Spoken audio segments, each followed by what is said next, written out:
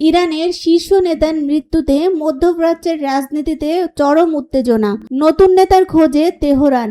অন্যদিকে ঢাকায় বিদেশি কূটনীতিবিদদের সাথে প্রধানমন্ত্রীর ইফতার।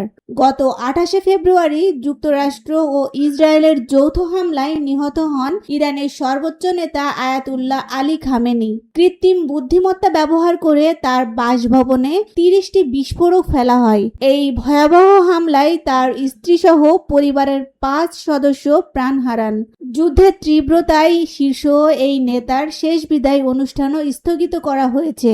নিরাপত্তার কারণে নতুন নেতার নাম আনুষ্ঠানিকভাবে ঘোষণা করছে না তেহরান। তবে খামেনি পুত্র মোস্তফা সহ বেশ কয়েকজনের নাম আলোচনায় রয়েছে, যার তীব্র বিরোধিতা করছেন মার্কিন রাষ্ট্রপ্রধান।